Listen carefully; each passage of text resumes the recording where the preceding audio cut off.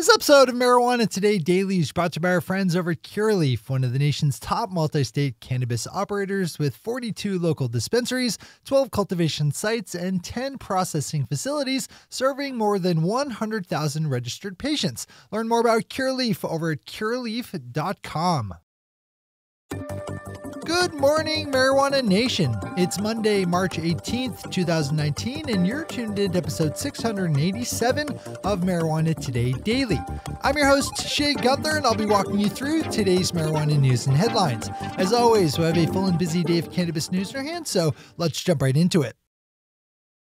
We kick off this week's headlines with news out of the annual South by Southwest Festival taking place in Austin, Texas, where on Friday, former Speaker of the House John Boehner was up on stage talking about his pivot into legal marijuana.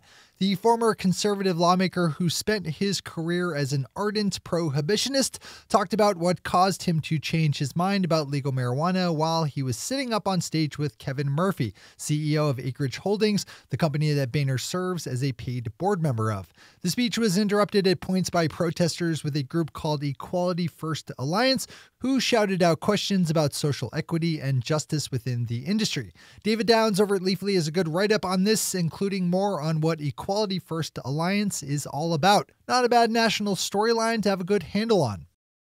Mass Live is reporting that Massachusetts Governor Charlie Baker is pushing a bill in his state that would penalize any driver who refused to submit to a roadside drug test with a 6-month license suspension, despite the fact that there does not actually exist any legitimate roadside test that can determine if a person is too impaired by marijuana use to operate a vehicle. This is absolutely one of our longer running storylines, with Massachusetts in particular being a hotbed of activity. Governor Baker said that the drug test was only one of the tools that police have to determine if a driver is too high to drive, but since current cannabis tests can pick up on marijuana used weeks and even months ago in regular users, they don't actually tell you anything about a driver's immediate state. So why do them at all? I read up on this one too, because this kind of regressive thinking is going to pop up in other states. Today's final top story is a piece over at Reason.com by CJ Carmelo, who filed a number of Freedom of Information Act requests with federal agencies over fact sheets distributed by the prohibitionist agency, the White House Office of National Drug Control Policy, or ONDCP, which claimed executive privilege in turning down the request it was sent for the 33-page fact sheet, which was compiled by the ONDCP after it requested 2-page memos from various federal agencies over the supposed dangers of marijuana legalization. CJ issued a bunch of FOI Act requests, most of which were just ignored.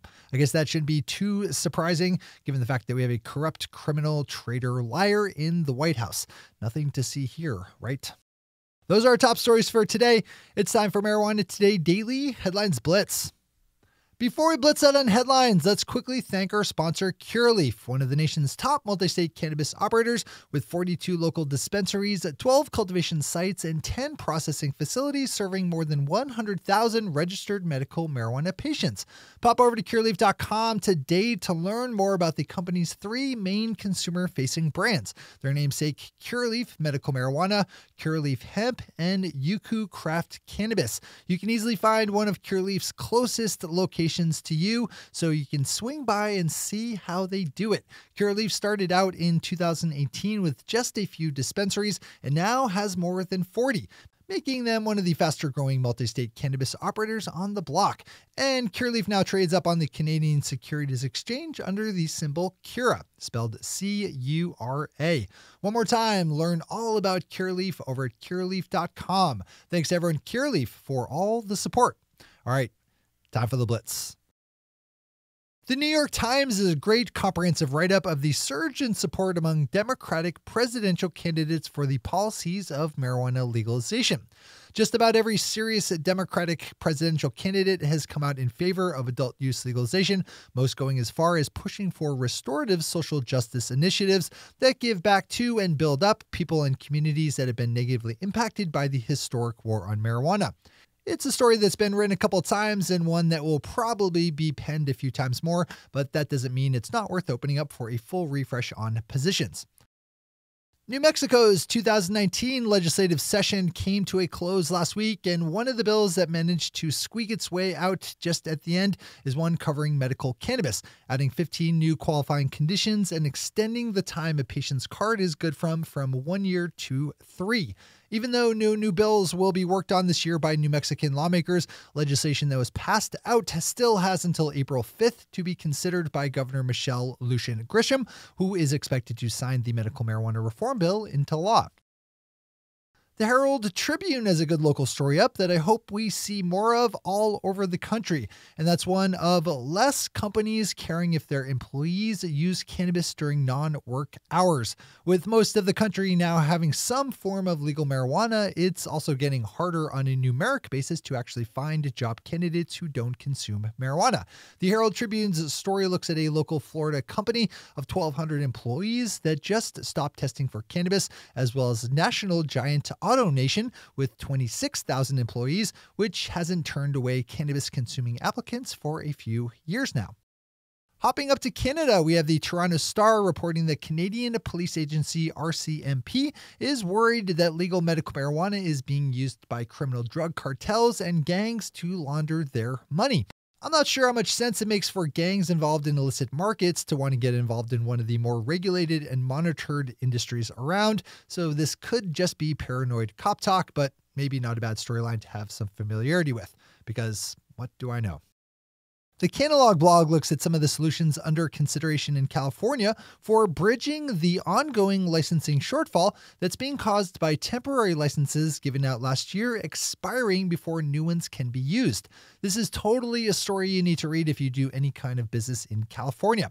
As always, we have all the news we cover linked to on our website at mjtodaydaily.com and on our Twitter account at mjtodaydaily. A Republican-led effort in Idaho to make it harder for the general public to pass ballot measures would apply to a recently introduced medical marijuana initiative, even though the initiative was filed before the bill to restrict the will of the people was even introduced.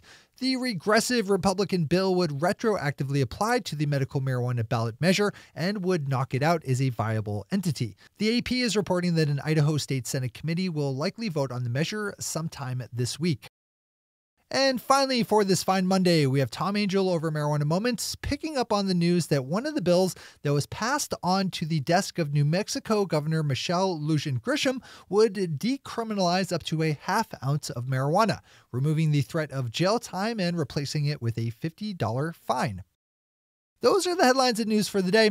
I'll be back with you again tomorrow morning with another information-packed episode of Marijuana Today Daily. But in the meantime, if you have any stories to share or feedback to give, zip us an email to headlines@mjtodaydaily.com. And while you're clicking around the interwebs, swing over to our Twitter account at mjtodaydaily and visit our website at mjtodaydaily.com to find links to all the news we cover. Thanks to our sponsor, Cureleaf, and to all of our awesome Patreon listeners for the support that makes this show possible. To join the lesser ranks of the Patreon listeners yourself, swing over to our website at mjtodaydaily.com and click on that big blue button at the top of the page that says Become a Patron.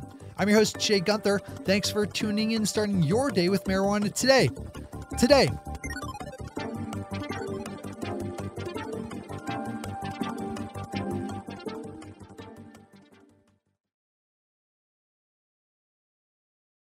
One take, Shay. One take.